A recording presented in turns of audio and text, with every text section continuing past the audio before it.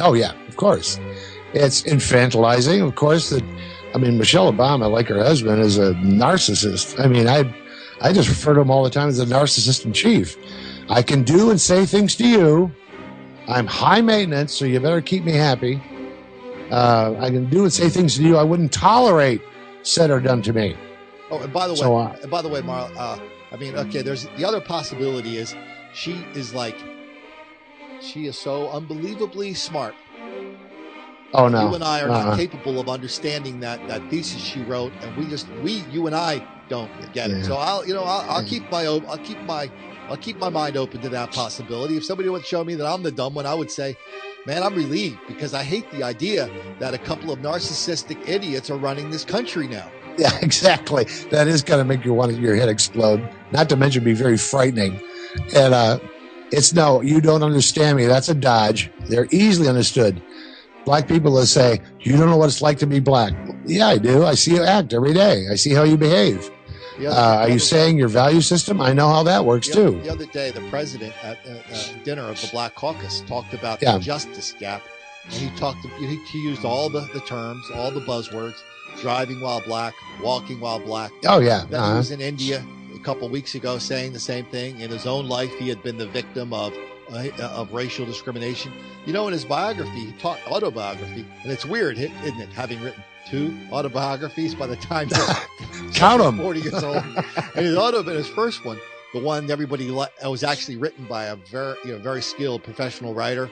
Yeah. But his first one, he talks about when he was in high school on the basketball team. He said the coach didn't play him because the coach only liked the people who played white. He played black. And so that he was a victim of this. Well, of course, blacks are mind readers. So, I know what the coach was thinking. And, of course, that's adolescent BS. So but this is the president of the United States telling everybody in the whole country is listening to this. They're validating this infantilization. And how long is it going to take to recover from this crazy? I'm pretty cynical in that area. I think we're looking at a couple generations if you stop doing it today. Yeah. Because it's among a lot of people who benefit from this misery. You're going to have to fight them tooth and nail, and they're vicious. It's like we are having an incredibly unpolitically correct conversation today, this program. I'm glad we're having it. I don't feel guilty about anything.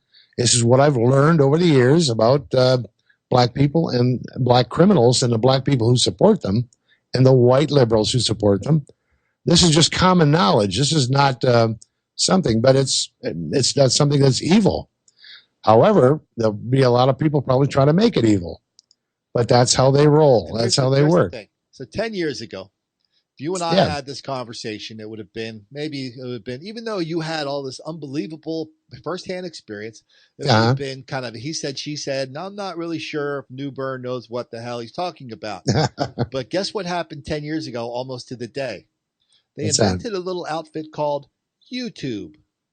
Oh, yeah. And so all of a sudden, it's like, we don't have to listen to the reporter misdescribe what happened. We look at it ourselves, and when I wrote White Girl Bleed a Lot, it was all about this enormous disparity between what they said happened and what we saw happen. What the reality is. And we still see that every day. Yeah. So we get the president up there talking about this justice gap and how black people are relentless victims of relentless white racism. But there's only one problem. The black people in America are not going along with the script. They being predators, not victims. Yeah. I've seen in the last few months, I've seen a half a dozen videos. You can actually see this.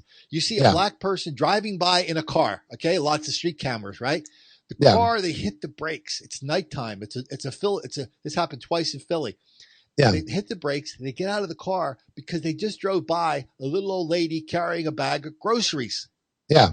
Boom. They pounce on her. I just saw one yesterday in an elevator, a little old, 92 years old. She's standing outside of her apartment building. Black guy walks by, gets 10 feet past, stops, looks around, looks back. Boom.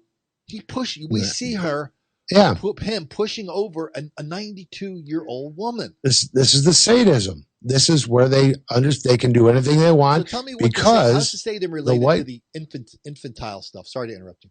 Yeah, the infantilization. Their idea is there's no empathy at all. There is none. And the most vicious they are, the tougher they are.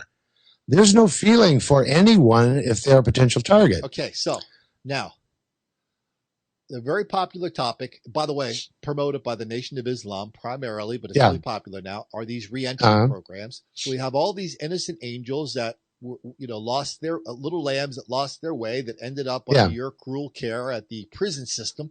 Now the buzzword is we got to bring them home. We got to get them out early. We have to have re-entry programs because all they want is jobs. The only reason they're there in the first place is because they didn't have jobs.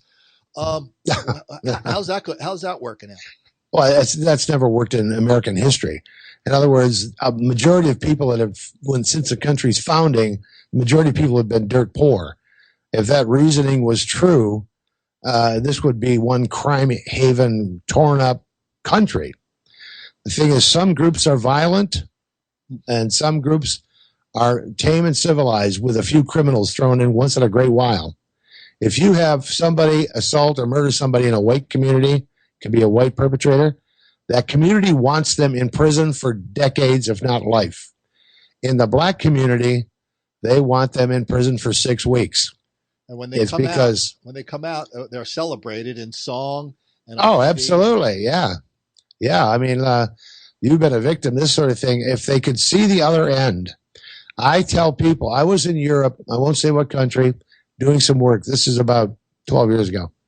And they talked about the United States. This is a European country. And where's a good place to go if we visited the United States? I would tell them this place, that state, this state.